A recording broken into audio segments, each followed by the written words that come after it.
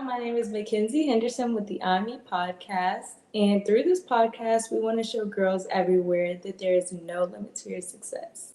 Today, I have a very special guest, Dr. Jeannie Jacobs, a OBGYN, a mother, a real estate agent, and a wife.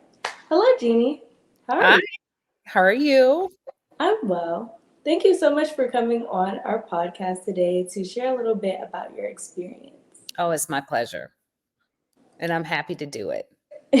Thank you. So, the first topic is all about medicine. I don't know if you guys can see, but I have my Medical Science Academy shirt on because I'm in the Medical Science Academy of Fort Bend. And I just want to know for you, what inspired you to have a career in medicine?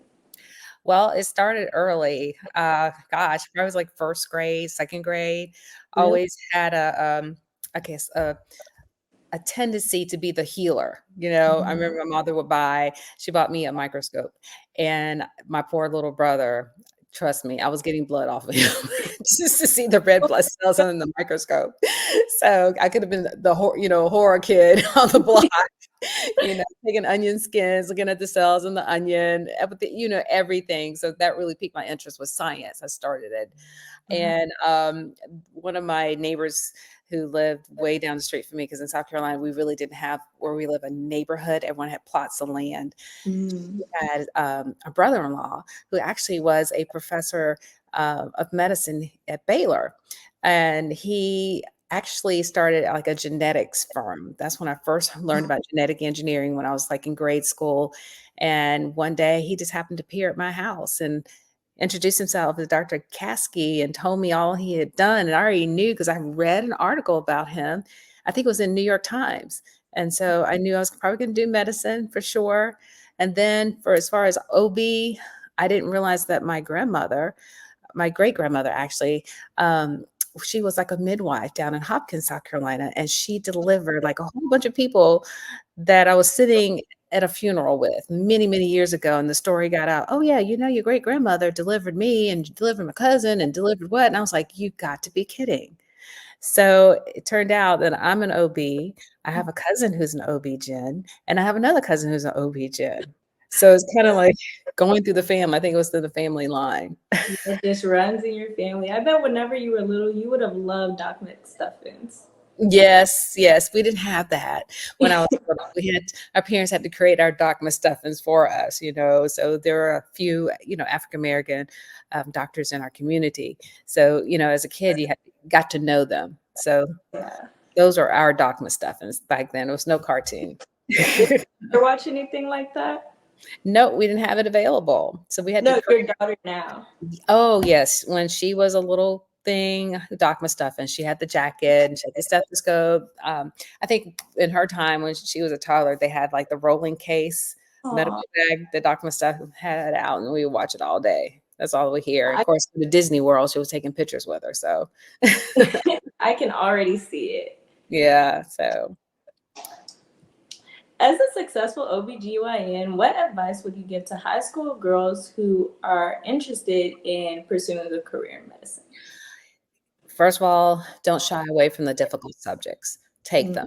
Okay. Always be confident that you can do the math, the chemistry, etc. And if you have trouble, please do not be shy. Ask for help. Okay. Network with your classmates, get in study groups, get a tutor somewhere to help you get through that whole process because it is a tough road.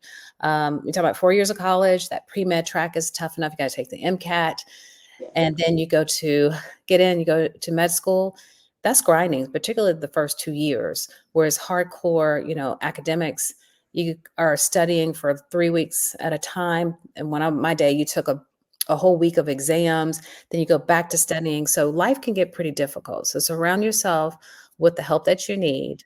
That's number one. Number two, surround yourself with people who support you. And I'm not talking about people, maybe you understand, people who say, I'm for you, I got you, girl, whatever. But you need to have people who are with you and who are able to and willing to walk that road with you through that whole process and not just be there sometimes.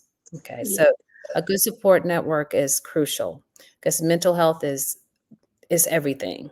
Okay, because there will be some dark days where you can't see the sunshine or the light down the end of the tunnel, but you need somebody there who's gonna push you and be your cheerleader and bring that light to you.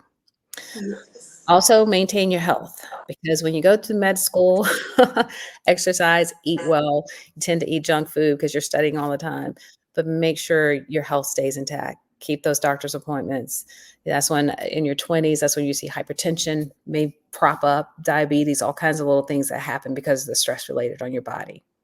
Yes, I hear all the time that doctors may not have the best health because they're always thinking about other people. So that is Exactly. important. Self-care is everything. So we're talking about physical health, mental health, the way you look, the way you feel is all tied together and important. Yes, I agree with that. So, as you talked about some of the hardships of having a demanding medical career or even just in college, how do you manage those demands of medical school or residency with other interests and responsibilities you may have as a student? You gotta prioritize. You gotta put the things you need to get done first, the hardest thing, and Mhm. always make sure that you carve out time for yourself, your family, your friends, and having fun. Take the vacations, okay? Find a way to get out of Dodge, so I say, so to speak, you know? Take that time and spend with family. So you have to prioritize, be organized. A lot of people aren't. You have, let's say, a month of, didactics, exams, but Mhm. you have 2 weeks where you don't. Don't sleep it away. Sure, get your rest, but take that vacation. Go see your mom, see your family, all that kind of stuff. And also hire the help that you need. And I know that may sound strange when you're in medical school, whatever, but it's okay to have someone to come in and clean your apartment. Hmm. Spur those little things count because that frees you up to have me time, self-care time. It's okay to send your laundry out to have it clean. You don't have to do your laundry. It may be a little bit of money, but do that once in a while. Frees you up. Okay. Go to dinner with your friends. Okay. Remember to laugh and smile.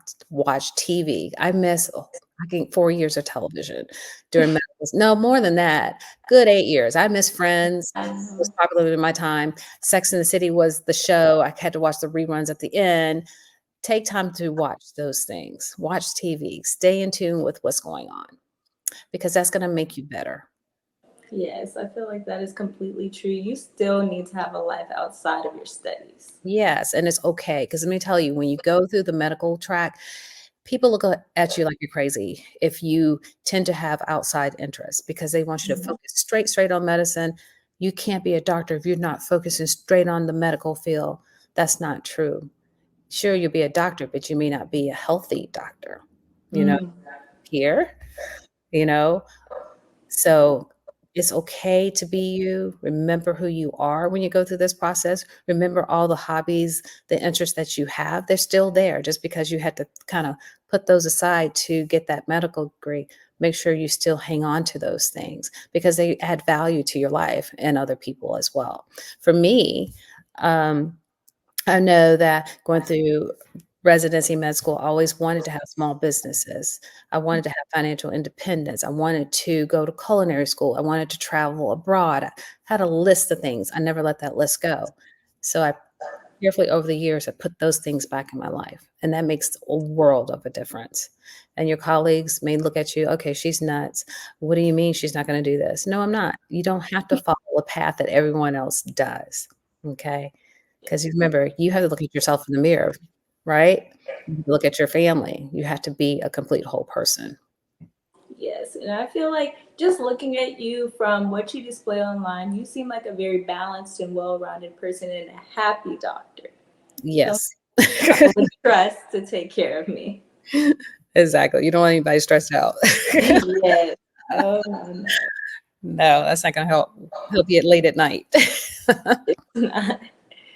Okay, could you share any memorable experiences or challenges you faced during your journey to becoming a doctor?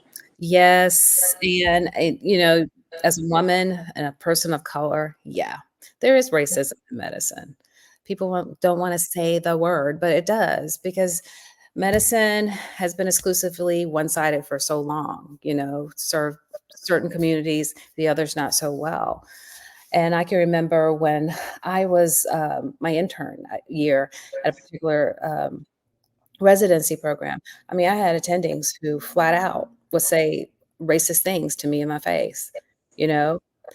And of course, it made it very difficult because I lived, grew up, born and raised in South Carolina, but I went to school in the Northeast. I went to Wellesley College, where I was exposed to diverse ideas, people from different cultures. We just didn't talk that way. We Mhm. didn't accept, you know, misogynist behavior. We didn't accept racism, xenophobic people. That was just not going to happen. So I had to deal with that, and dealt with it for about a year and a half. And by the grace of God, I was able to lead that residency program where I completed my training at Emory at Atlanta. And that was the best thing ever for me because it defined who I was, gave me the confidence to be who I needed to be, gave me the ability to stand up to people who are bigots and take a stand and still bypass and achieve things that they never thought I could achieve or would let me achieve. So I had excellent surgical skills, clinical skills, and when I finished my residency at Emory, I was able to have my own medical practice. Wow. So there are gonna be times when things are tough, where things won't work out the way you thought they would, but it does not mean defeat. You still push forward and you know, move on. Just Mhm. remember, whatever happens only makes you stronger. It doesn't defeat you, it makes you stronger. It gives you the wisdom that you need. That's very true. Also, whenever you're dealing with racism in a professional setting, how do you stand up to something like that in a professional manner? Learn to say no and don't participate in it. A lot of people go along with it so they don't ripple or, Mhm. mess the whole thing up for themselves. Document what you hear, what you see, dates, time, who was there. And what I did, I ended up going to administration at the hospital and head of the particular um, medical school residency program. And when I did that, I also learned that I was not the only one. Mhm. There were other interns and residents who came to that program, saw the same thing, who had left over the years. So had already had things documented. They just needed, I guess, the extra information to actually act on it. Yeah, So so I was able to go. you probably helped a lot of people after you to eliminate that problem. So, Exactly. very good thing to do. Exactly. So now we're gonna move on to entrepreneurship. I know that you are a real estate agent and that you have many properties. So I want to know what motivated you in that realm in entrepreneurship. Well, when I moved to Louisiana after residency at Emory, I knew I was a single girl. So I didn't really anticipate getting married or anything, but I knew that I needed to have assets. So moving to Louisiana, in a particular place that I lived, the housing wasn't the best. I mean, there were cinder block homes and different little areas of town that the roofs are falling in, that people are living in, believe it or not. And I remember driving my little Volkswagen Beetle, and I said, "Oh, I want that house, I want that house, and that house." We I had, my neighbor, she was actually my banker, and I had just bought my own house, my very first house, and I told her what it was I wanted, and I had my own practice, so it gave me the leverage to buy these, crazy houses for little or nothing, Mm. and I hired, my staff in my office, my medical practice, I hired their husbands because they were very handy. So they would go in and we would gut out a house during lunchtime. And next thing you know, we had these cute little homes that I was able to rent or sell. So that's what started it. So actually I was able to provide homes for people who probably could not ever afford them. And that was really fun to do and see what you can do. So end up buying more rental property over time. I think we ended up with like 20 doors or something like that, which I sold when I left Louisiana before the big financial crash in 2008 or something like Yeah, that. 2008. So, I just recently bought property, for my daughter's birthday, so she was gifted her very first home. She turned 13, so she's learning how to be a landlord, so we have it for lease right now. I'm just waiting for it to rent. So, the renting Really is nice. coming, so my son will do the same thing as well. What But real sparked estate. the idea? What? I'm sorry. What sparked the idea of getting them their own property so young? Well, teaching them financial, lessons. I think every kid needs to learn how to manage their money, how to build assets, and you know, I think generational wealth building, and communities of colors are very important, especially in African American community, because we are behind. You know, the social constraints in this country due to racism and slavery has impeded a lot of our economic boom or growth. So things are changed. It's time not to live that way or think that way. Give our kids the world. If you have the means to do it, do it. Help them start a small business. Start a Roth IRA for your kids if you have a business. Do things that can elevate your children and move them forward as well. I love that. That is a very good idea. For all the young girls interested in entrepreneurship, what skills or qualities do you believe are essential in success in both the medical and business field? Don't, first of all, I think for women, we tend to be nice and compliant. Mhm. No, don't, because don't sell yourself like that. Be be confident, be firm in what you want, and don't be afraid to knock on doors to get it. Okay? And that's important. Don't sit back and say, "Oh, I don't want to be too aggressive, or I don't want them to think I'm mean or I'm too much." You're never too much. You are fine. Knock on the door, ask for what you need. If they say no, that does not mean it's not going to happen. But the three responses are no, yes, or maybe. The way Mhm. I see it, yes is always a great thing. No does not mean no. Maybe means a yes. That's how I see it. So if someone says no, you find a different route to get what you need and don't be shy about Yes, you're asking the wrong person. it. Say no, ask somebody else. Exactly. And also, don't be afraid to say no to other people because as women, they people tend to dump on you. Think about it. Oh, she can do that. She can do this. She can do that. Sure. But what are you going to give me in return? Mhm. You see, it has to be a two-way street. You can't be the one that gives, gives, gives, and never receive those whatever benefit that you need, right? Yes. So as women, we need to think differently. It's a two-way street. And it's hard because if we probably watch our moms be moms, right? Moms give what? Everything. Do moms really get back what they really need in return? And No. we learn as kids what? To accept that, especially girls, right? Mhm. Don't accept it. Yes. Be assertive. Right. Right. And expect your payback too. Because you give and you give, what's going to happen?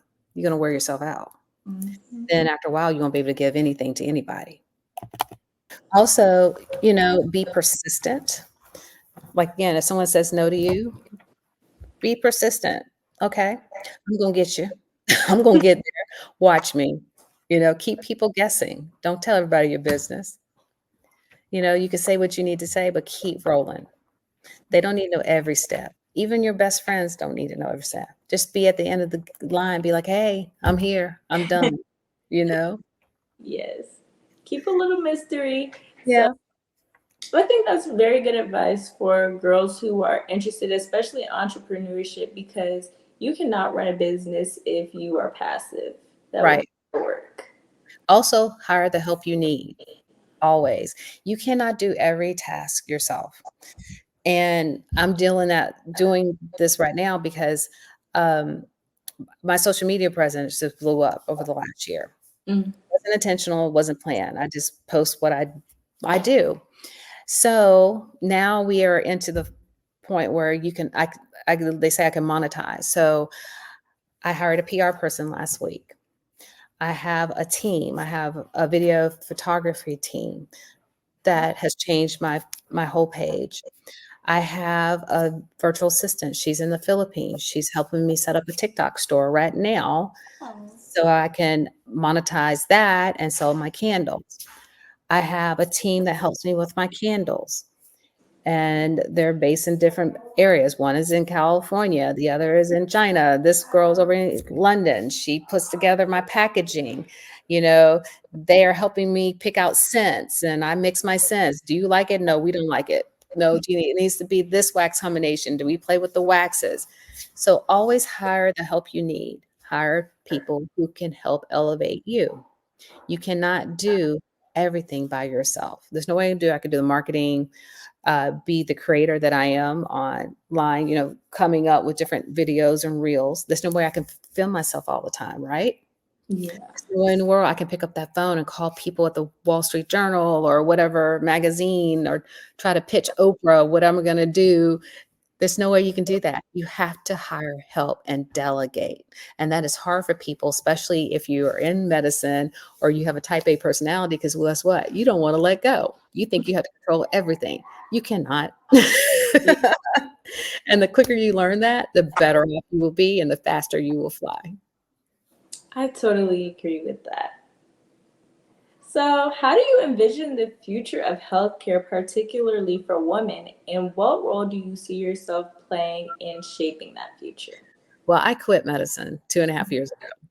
So medicine has changed. We are a little concerned. A lot of my colleagues are, like, in particularly in my specialty, given Roe v. Wade and the different changes right now that are occurring in women's healthcare, there's going to be a shortage, and it's already started, of about 8,800 OBGYNs in the next 4 years.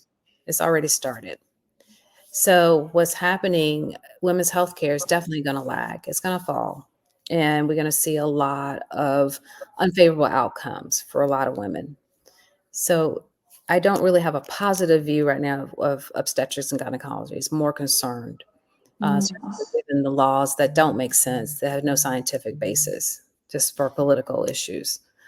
Healthcare now, a lot of doctors are leaving just in general. So we're going to have a lot of nurse practitioners, um, you know, PAs are involved. So healthcare structure is definitely going to change. So I don't know to how much extent, but there is a lot of concern. As far as being a woman in healthcare, it's a demanding job. I'm not sure how women are going to handle the stress of their jobs and having a family and kids. A lot of my female colleagues, they are also leaving the profession early and doing other things, non-clinical, more administrative, or starting small businesses, or just, going to law school.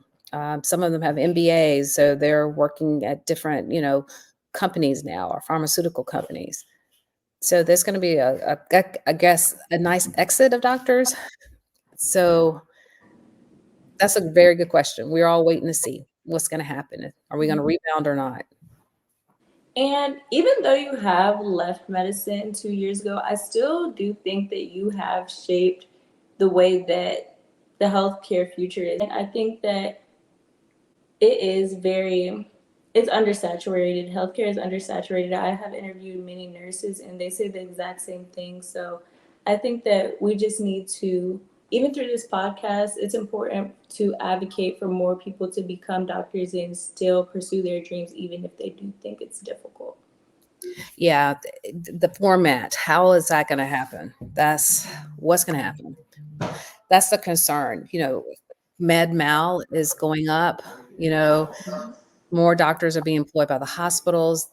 It's not necessarily stable. A lot of doctors have lost their jobs, especially COVID. There's so many doctors who are working, and people don't realize they were not even getting paid. Wow. So there's a lot going on in healthcare right now. So our next segment is called For the Girls, and it's just a couple questions that girls have asked, and just to get advice or to see your perspective on different situations.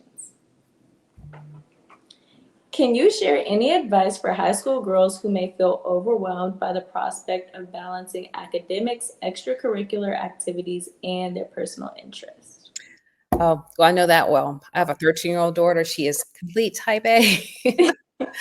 She makes straight A's. Her averages in school, every class is like 99 and up. It's crazy. So I get it. Like I tell her, you got to organize yourself. First of all, get a nice planner, put down every class, put down your assignments when they're due. So you know you can space out your work and do it over time. Never cram. Okay. When you cram, forget it. It's not going to work. Yeah. So as a high school student, that's what you need to do. And once you do that, you can then plan your extracurricular activities. Okay. Also, don't raise the bar so high on yourself. And because sometimes it can set you up for failure. Like I tell my daughter, you do not need 100 average in every class. An A is an A. It could be a 90, it could be a 93. It's still an A. You do not have to put 120% into your academics. You can do 75, 80, but use the rest of that for your extracurricular things that will round you out and make you a happier kid, happy teenager, making friends, and advancing you to other levels. Because these extracurricular activities could lead to summer internships, right? Mm. So think of the big picture. Why do you need to do extracurricular activities? Sure, you need to have fun, but it opens the door for other things that can give you internships, can give you great letters or recommendations for college, right? Give you life experiences where you can step into a job once you leave high school and get paid for it and you know it and continue up the ladder. And again, don't forget who you are. If you are into the makeup, like Sephora, all my daughter's friends love Sephora. They can do makeup. If that's what you want to do, it's okay. Why not make a little small business out of it? Sell the eyelashes. You can purchase them wholesale and sell them. That's what my husband's doing now. Yeah. And you still have you have a business. It's something that you love and it's something you can do, right? All the time when you're in college, you can make money off of it and you can write about it for your college applications. That's an entrepreneurship right there. That Yeah. sets you apart. So all the things you do in high school, remember, have fun, organize yourself, delegate some of the responsibilities if you can, and just let your imaginations go wild with it. Okay. That's some very good advice. I know you call yourself a doctorpreneur. You can probably call your daughter's friends minipreneurs because they're already on it. They're already I just crack up. Well, with social media, you can do so much now, so That's true. I was thinking if I had social media back in the day when I was in high school, oh my gosh. Yes, that's what my mom says all the time. She's I like, you have so much. I know, we had encyclopedias. I read all the encyclopedias several times, you know? There was no internet until I got to college. Really? No, we had no internet. Everything I had to read encyclopedias, Life magazine, the big Ebony magazines, everything, all the newspapers. That's how we got our news. Wow, times have changed so And it much. wasn't real time. You may hear about something days after it happened, you know? That's true. Wow. Things have changed. Yes.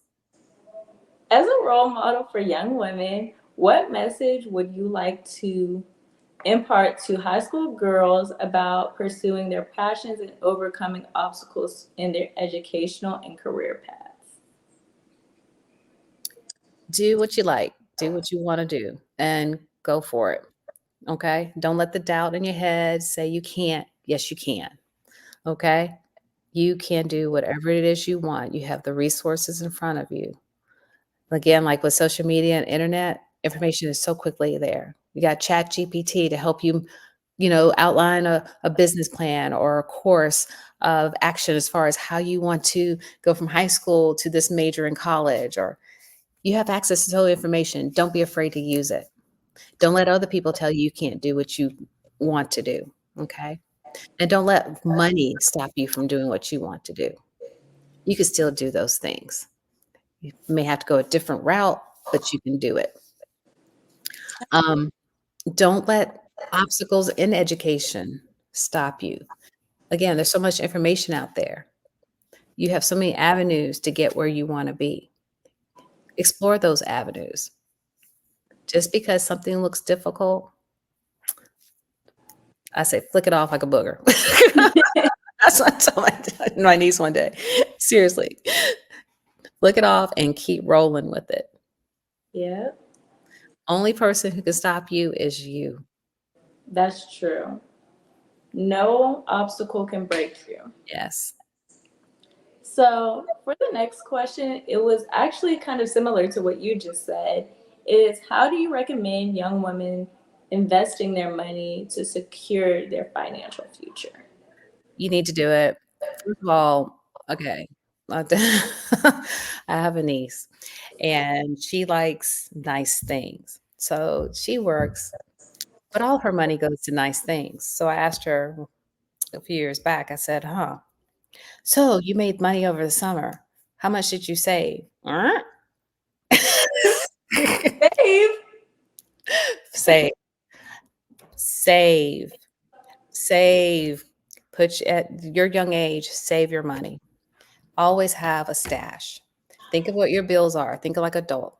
If your bills for 1 month, and I'm saying you live in your parents' house, you may not have a lot of bills, but let's say your expenses or your things that you like, maybe $150 a month. Make sure you have a year savings to cover those expenses and you don't touch it. If you can at an early age, go ahead and invest in stocks like what we did with our children. There's something called stockpiles.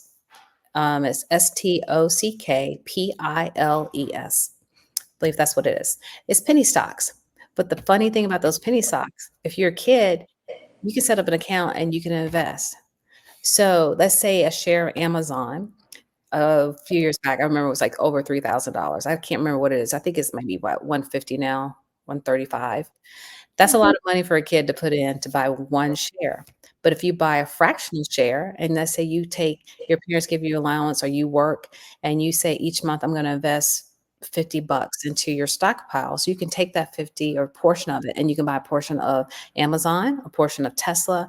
They have Nike, Cadillac, all the name brands that you know. And over a while, that big what? It grows and it grows. And you can roll that over when you get older into a true I call it adult stock account. Mhm. Okay. And that's easy to do and it's fun. You can do it with your siblings. Y'all can sit there and say, what company you want it? Oh, I like this bubble gum. Who makes such and such bubble gum? I remember my kids, what's that? Roblox. They Oh invested yeah. in Roblox. It was came an IPO and they got on stockpiles and they got some.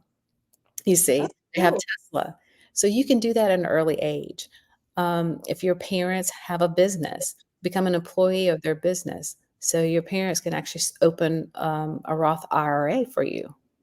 Okay. That was helpful for me when I was in med school. I had one and I was able to build, my financial base. Mm. So you can do that. Grandparents can help you as well, like birthday money and stuff. Maybe set up a college plan for you.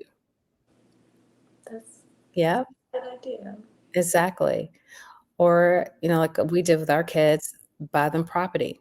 If your parents can do that, or your grandparents, or someone can give you a property, or you can split with your siblings and you all can actually rent it out and use that money to pay the mortgage if there is a mortgage or pay the taxes, but you can all split the profit from it and save that as well. So always find ways to save money, to invest your money. The earlier you start, the better you off you will be because it also teaches you how to manage your finances, right? Hmm. And you learn things like how to buy a house. How many people know how to buy a house at an early age? Not many. Mm-mm. They S- just figure it out when they get there. Right. You don't want to figure it out. You want to know what you're getting into before that day comes. You know, learn how to read stocks, investment portfolios. Start early. It won't hurt. It just makes you smarter, financial savvy. And these days, you can learn all of that on YouTube. I'm pretty Is exactly. So the information is there. Just take upon it and just do it. You know, sure. go ahead and get some of the journals, financial journals, and read them early. Forbes magazine is laying around my house. The kids will pick it up. That's when they first saw Robert F. Smith, like some years ago. That kind of thing. Because Yes. it always it's helpful. Take advantage of your resources. Okay, the next question is social media seems to be another avenue where you excel. How did you initially venture into social media? It was for real estate. So that's how I got clients or how I was advertising or letting Mm. people know that I have property for sale or basically putting myself out there in front of the camera. That's how it really got started. And Wow. yeah, so it just kind of took off from there. Yes. Woke up one day and said, I'm gonna make some biscuits. People went nuts, you know, that kind of thing. Oh, I'm in my closet. I got to clean it out. I'll just feel myself cleaning the closet. What? And people tune in. They're interested. Is your refrigerator nasty? Because mine is. Let me show you how to clean out this refrigerator. Giving tips. This is what you do because it all kind of relates to taking care of a home. So when I have clients and they have to list a home, I'm walking through the house. This needs to be done. This needs to be done. Let me show you how to do this. So it just kind of all came together. It does all tie into one another. Is Okay. Your commitment to integrity and compassion is evident in all of your endeavors. How did you develop these core values throughout your career? those things were there before I started medicine. Just being raised in the household I was raised in, my mom was very much into that. So were my grandparents. So they were pretty much, I guess, the force behind those characteristics. Okay. And I think that goes back to just being a well rounded individual because if you just have good grades, if you're just focused on your studies, you Mhm. will not be well rounded when in any field that you go into. So making sure that you're That is very true, especially at your age, because to be honest, there's always a debate. Like my kid, and us hear it in the schools here. My kid has a 4.9 GPA. Your kid is a 4.895. My kid got a 1500 on SAT. Your kid got a 14.95. But your kid got into Harvard. My kid couldn't. My kid has to go to such and such school. My kid should have been there, not your kid. People don't understand. Both of those students I described are the same, but one kid stood out, and the kid that stood out who went to Harvard because this kid, first of all, is well-rounded. They looked at the kid and knew that this kid isn't all about the grades. This kid is less likely to jump off a building if they got a B. This kid will be able to contribute to the community, the Harvard community, because this kid does this in the community now. This kid is head of this organization. This kid has started a nonprofit. This kid is doing XYZ and very passionate about it. Meanwhile, the kid with straight A's, all this kid did was study. yeah, And this kid got browbeat by their parents. This looked like the parents are pushing this kid, you see? Oh, yes, this kid does the same thing as the other kids like him, play the violin, play golf, whatever it is. But what is this kid gonna contribute to our community? Will this kid come into Harvard and just study all the time, but not be active in student council? Will not write this fabulous paper that could change the academic layout for our campus for years? Or be on TV and it's an advocate for whatever? People don't understand. They always wanna say, "My kid should be there, not yours. You're just there because of XYZ, the factors that really don't matter." But they're there because of the factors that do matter, because they are well-balanced, well-rounded, and they have certain qualities that's gonna make that campus shine. yes, So keep that in mind when you're applying to schools. That's what it comes down to. They're looking for that applicant who's gonna bring quality to the campus, and it's not necessarily based on race. yeah.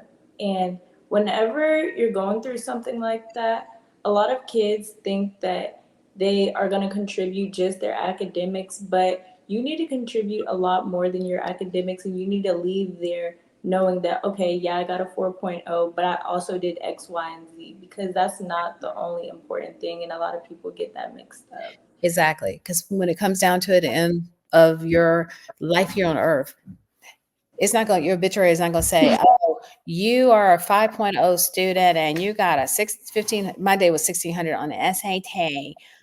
No, It's you not. are such and such, you are a wife, father, great kids, community leader, well loved at your job, you did this in life, blah, blah, blah, blah, blah. Exactly. Exactly. Oh, you were just a straight A student, you went to Harvard. Exactly. The next segment is called What Would Dr. Jeannie Do? So, the first question is What should I do if I have a passion, but it is not sustainable for life? Oh, okay. Sure. A lot of people have, we call them hobbies. That's what they're called. You can do your hobby, but you just know you can't make money off of it, you know? But you gotta get a job. That's what it comes down to it. Until you can figure out how to make that hobby and, bring income for you, okay? That's For true. instance, I know men who love fancy cars. They like to race them. Hmm. You're not gonna be Lewis Hamilton, sorry. So you're gonna go do your job, and you can buy your little sports car, and you can race around the weekend. That's your hobby. You know what? I think you just solved their problem. I think you just solved it. How do I stay focused and motivated when issues occur? Positive affirmations. You know what that is? You stand Yes. in the mirror and you write down 3 things about you, positive things, and you present them in the present tense, not the past or the future. I am the smartest. So if you are stumped in a grade or, things are not working academically, I am the smartest in my class.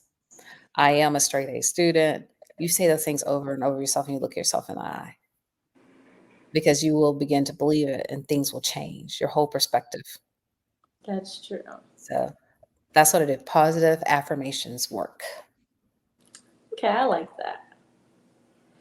For the last question, it's just do you have any upcoming projects that you want to share with the viewers? Upcoming, I have a candle line that I just started 4 months ago and I'm excited about. So I'm adding new products I'm working on now.